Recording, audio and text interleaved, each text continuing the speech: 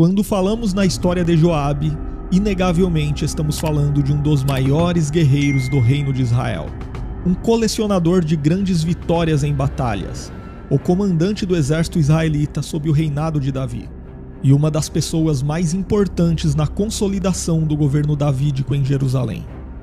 Mas Joabe era mais do que isso.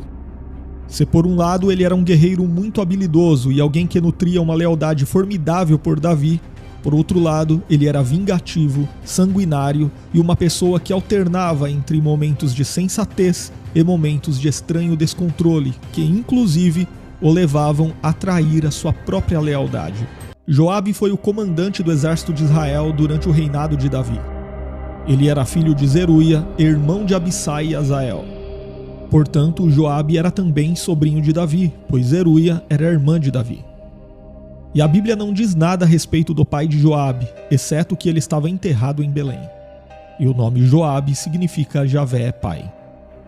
A história de Joabe na Bíblia começa quando ele é mencionado ao lado de seus dois irmãos na liderança dos homens de Davi na batalha contra o exército de Isbosete, filho do rei Saul. As forças de Isbosete eram lideradas por Abner e acabaram derrotadas. Nesse contexto, o irmão de Joabe, Azael, perseguiu Abner de forma implacável. Então, em autodefesa e de forma relutante, Abner acabou matando Azael. Mas você pensa que esse episódio ficou por isso mesmo? É claro que não. Mais tarde, Joabe cuidou de assassinar Abner de forma traiçoeira para vingar o sangue de seu irmão.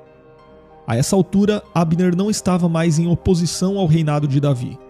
E alguns estudiosos acreditam que, além de vingança, Joabe pode ter sido motivado por algum tipo de ciúme mortal pela lealdade de Abner a Davi, que poderia colocá-lo como um potencial rival no comando das forças israelitas. A Bíblia descreve a forma covarde como Joabe se vingou de Abner. Quando Joabe retornou de uma incursão com soldados de Davi, ele ficou sabendo que Davi tinha acolhido de forma muito positiva o apoio de Abner, que havia rejeitado o reinado de Isbosete e reconhecido a liderança de Davi sobre um reino unificado das tribos de Israel. Então, Joabe tentou de tudo para fazer com que Davi desconfiasse das intenções de Abner. Em seguida, Joabe deu um jeito de fazer com que Abner retornasse a Hebrom sem que Davi soubesse, e o convidou para uma conversa particular. Mas isso foi apenas um pretexto, pois quando teve a primeira oportunidade, Joabe, aparentemente contando com a ajuda de seu irmão Azael, matou Abner ferindo-o no abdômen. De fato, o rei Davi, quando ficou sabendo do ocorrido, não aprovou o que Joabe fez com Abner. Muito pelo contrário, ele ficou tão furioso com Joabe que anunciou que Deus haveria de punir a ele e a sua casa por ter derramado o sangue de Abner. Nesse sentido, Davi disse: caia a responsabilidade pela morte dele sobre a cabeça de Joabe e de toda a sua família.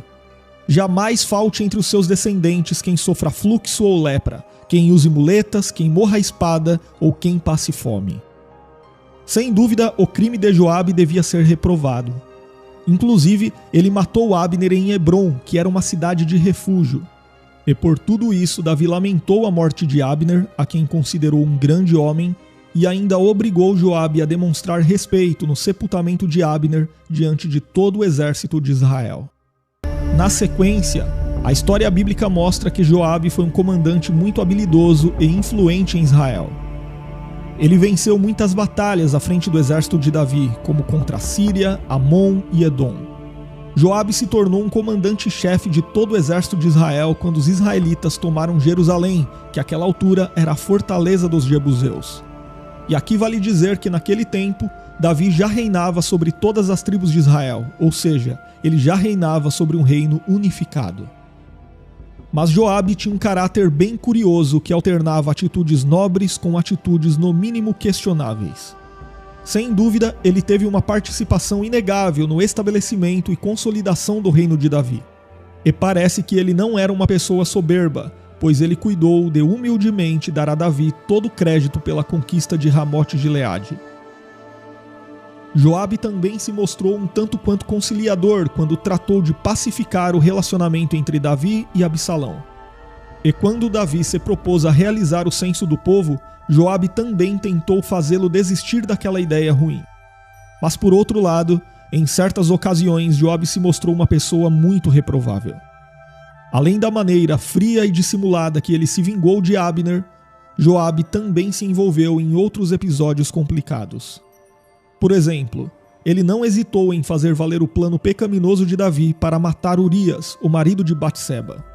E depois da revolta de Absalão, o mesmo Joabe que tentou conciliar pai e filho, foi também o responsável por matar Absalão, mesmo após Davi ter dito expressamente que a vida de seu filho deveria ser poupada.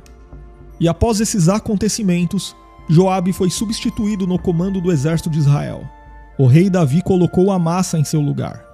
Mas quando Amassa falhou em conter a revolta de Seba, Joabe aproveitou a oportunidade para eliminá-lo. E na sequência do relato bíblico, não há mais muitas informações sobre Joabe, mas parece que de certa forma durante um tempo ele recuperou seu prestígio com Davi. Mas os últimos dias da vida de Joabe não poderiam ter sido piores. Quando Davi já estava nos momentos finais de seu reinado, Joabe não foi mais leal aos propósitos do rei. Então, juntamente com Abiatar e outros líderes, Joabe apoiou a tentativa de ascensão de Adonias ao trono de Israel. Essa postura de Joabe foi infiel, pois Davi havia indicado Salomão como seu sucessor. E o fato de Joabe ter apoiado o lado errado da disputa pelo trono de Israel acabou, no final das contas, contribuindo para o fim melancólico de sua vida. Na verdade, quando Salomão ascendeu ao trono, Joabe fugiu para Gibeão a fim de tentar se proteger diante do altar no santuário. Então o rei Salomão ordenou que Benaia o matasse, para que não recaísse sobre a casa de Davi o sangue que Joabe havia derramado injustamente, em referência, claro, aos assassinatos de Abner e Amassa. Benaia cumpriu a ordem do rei Salomão e matou a Joabe, que foi enterrado em sua casa no deserto. E o próprio Benaia assumiu o lugar de Joabe no comando do exército de Israel. E por fim, a Bíblia ainda cita outros homens por nome de Joabe, como por exemplo, o filho de Seraías, descendente de Kenaz, e o chefe de uma família que retornou do exílio com Zorobabel. Mas nenhum desses homens, obviamente, deve ser confundido com Joabe, o comandante do exército de Israel durante o tempo de Davi.